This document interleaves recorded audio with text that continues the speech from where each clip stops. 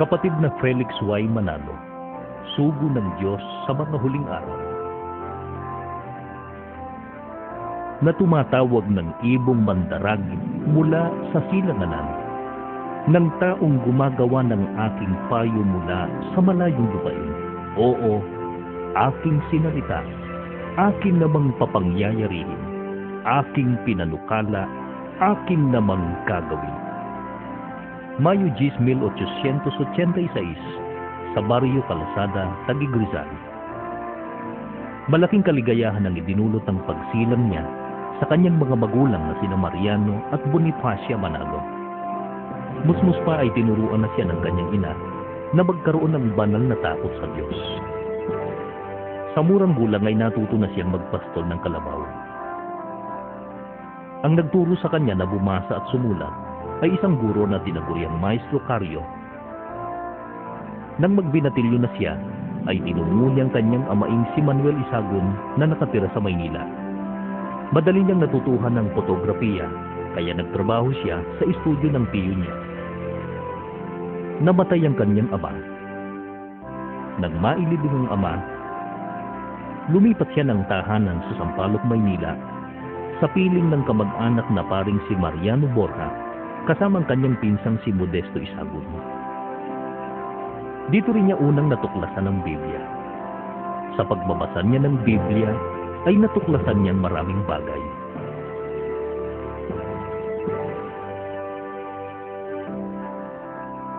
Nang muling mabalo ang kanyang ina, ipinasya niyang magbalik sa Taguig.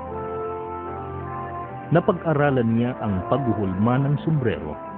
Hindi nagtagal na nakapagpatayo siya ng paggawaan ng sombrero sa Parañaque, Rizal.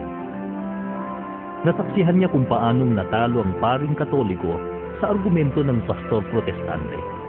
Nang mga sandaling iyon, ay nagpasya na siya. Nagtungo siya sa tanggapan ng mga Metodista sa Avenida Rizal. Ipinakilala siya ng pastor protestante sa misyonerong Amerikano. Yun ang simula ng pagdalo niya sa Iglesia Metodista Episcopal. 18 taong gulang siya na mag-aral sa Theological Seminary ng mga Metodista hanggang sa siya maging pastor.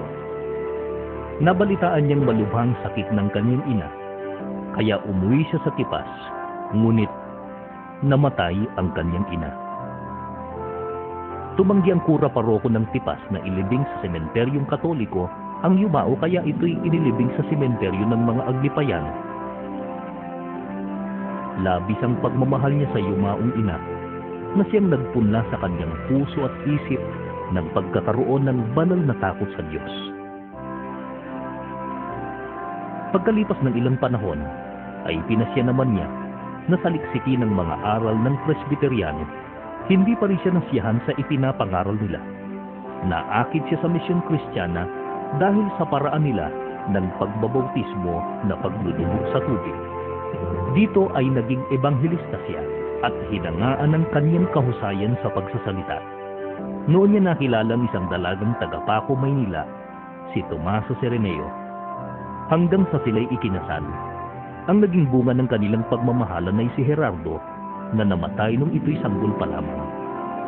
Sa hangaring makapagsaliksik pa, ay dumalo siya sa mga pagtitipon ng Iglesia Adventista del Séptimo Día o mga Sabadista, hanggang sa umanib siya sa sektang ito noong 1911.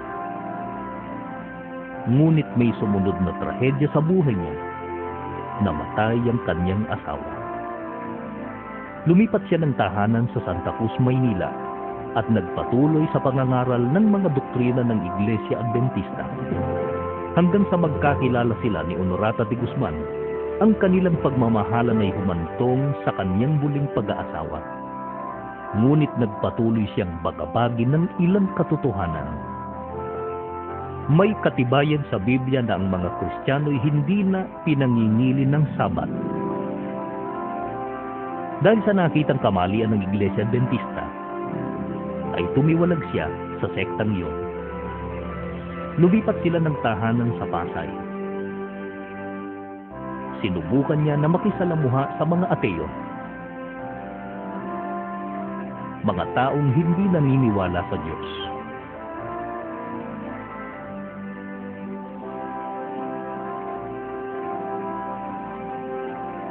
Muling sinimulan ni kapatid na Felix ang pag-aaral ng mga salita ng Diyos na nasusulat sa Biblia. Sinuri niyang mga aral Katoliko at aral Protestante. 2 araw at 3 gabi siyang nasa kanyang silid-aralan. Ang mga karanasan ni kapatid na Felix manalo sa mga relihiyong dati niyang inaniban ay bahagi ng naging paghahanda sa kanya sa gawaing kanyang gagampanan. Bago isinugo ng Diyos si Moises, ay itinulot niya na sa Ehipto lumaki si Moises at doon itinuruan siya sa lahat ng mga karunungan ng mga Ehipsyo sapagkat doon niya ilalabas ang bayang Israel. Si Apostol Pablo ay isang dating Fariseo, kaanib sa pangkat ng makakalaban at manguusig ng mga Kristiyano. Hindi dahil naging kaanib siya sa ibang relihiyon ay hindi na siya sugo. Si Apostol Pablo ay sinugo ng Diyos sa dako ng mga Hentil.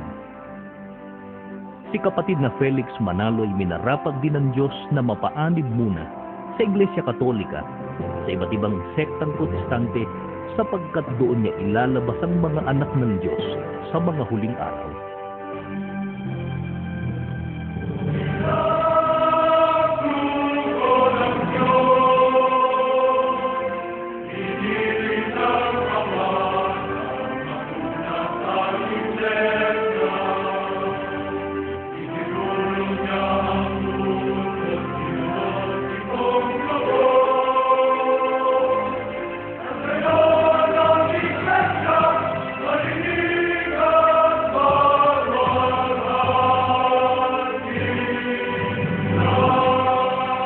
Alam na niya ang mga maling aral at gawaing tinutupad sa mga relihiyong yaon na ngayon ay kailangang ibunyag niya upang maunawaan ng mga tao ang katotohanang magpapalaya sa kanila.